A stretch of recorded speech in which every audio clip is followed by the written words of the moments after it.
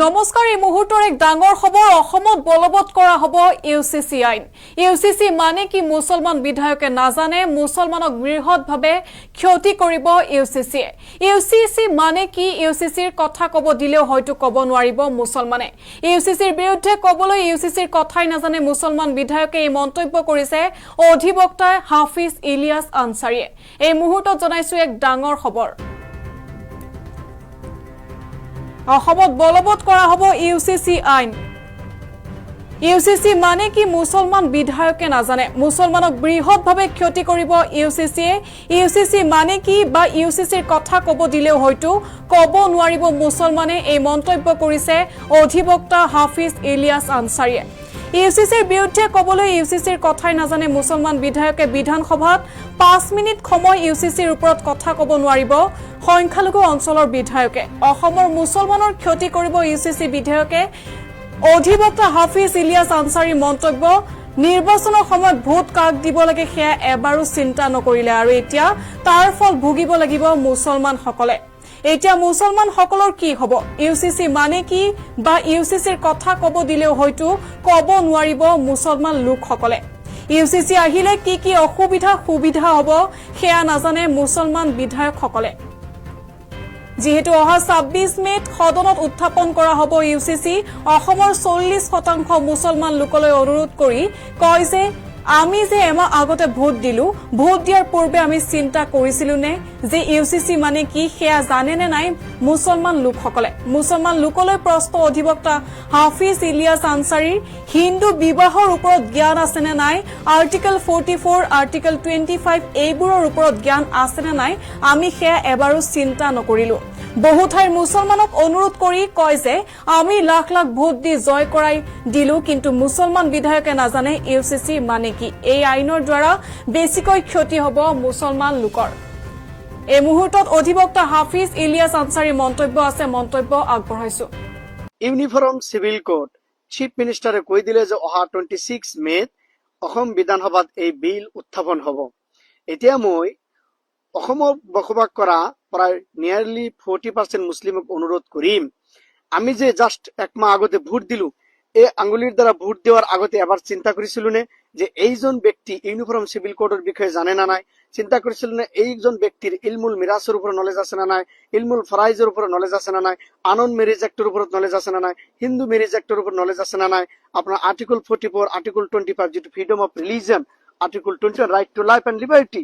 Knowledge আছে না নাই আমি একো চিন্তা কৰা নাই যে জলেশ্বৰৰ মানুহ মই কৈ আছো পূব গোৱালপাৰাক অনুৰোধ কৰি আছো বিশিংজোৰত অনুৰোধ কৰি আছো সামুগুৰি ৰূপীহাট লাউৰিঘাট পাকাবেতবাৰী মুছলমানক অনুৰোধ কৰি আছো আমি লাখ লাখ ভোটত দি আমি জয় কৰাই দিলো মই তো 100% শিওৰ এই এমএলএ 5 মিনিট ইউনিফৰ্ম সিভিল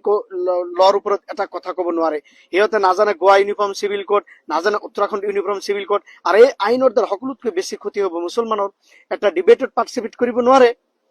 ভাৰতবৰ্ষখন অসমখন হল এটা প্লুৰালিষ্টিক সোসাইটি হিন্দু মুসলিম শিখ ইসাই ট্ৰাইবেল সকলো মানুহে থাকে আৰু সকলোৰে পাৰ্সোনাল ল আছে হিন্দু সকলৰ আছে হিন্দু মেৰিজ এক্ট 1955 হিন্দু সকলৰ আছে হিন্দু সাকসেশন এক্ট 1956 আপোনাৰ শিখ সকলৰ আছে আনন মেৰিজ এক্ট ইন্ডিয়ান খ্ৰীষ্টান মেৰিজ এক্ট আছে 1872 মুছলমান সকলৰ পাৰ্সোনাল ল আছে কিন্তু এই ইউনিফৰ্ম সিভিল কোডৰ দ্বাৰা দুটা বস্তু এনেকৈ আঘাত কৰিব মুছলমানৰ এটা কোৰানত হল যেটো কয় ইলমুল ফৰাইজ ইলমে মিৰাছ অৰ্থাৎ ইনহেৰিটেন্স ল ইসলামিক ইনহেৰিটেন্স ল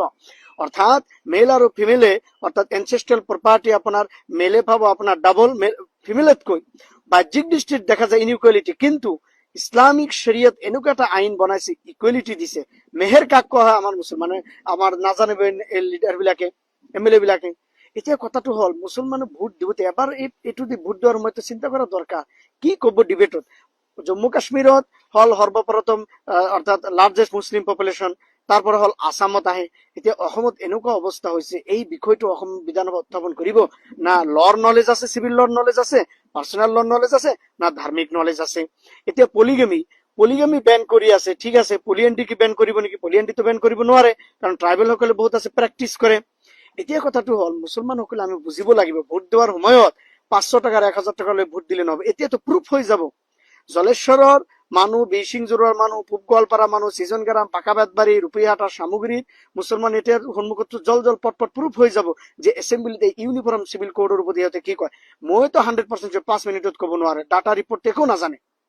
সংবিধানটো দূৰৰ কথা। চ' সেয়েহে মুছলমানে চাওক আমি কিমান ডাঙৰ এটা ভুল কৰি দিলো। নিজৰ অধিকাৰৰ বিষয়ে, নিজৰ উন্নতিৰ মিছন আৰু পলিটিকেল মিছন আৰু ভিজনে যদি নাথাকে, ডেমক্ৰেচিত আমি কেনেকৈ এনেকৈ জীয়াই থাকিব পাৰিম নিজৰ ৰাইটছ আৰু অধিকাৰ লৈ। সেয়েহে ভোট দিওঁতে সাৱধানতা দিব লাগে। যে ইউনিফৰ্ম চিভিল কোড আছে আৰ্টিকল 44ত, এতিয়া আৰ্টিকল 25 ফাণ্ডামেণ্টেল ৰাইট হয়, আপোনাৰ ফ্ৰীডম অফ ৰিলিজিয়ন, এইটো কমপ্লিটলি ভাইলেট কৰিব।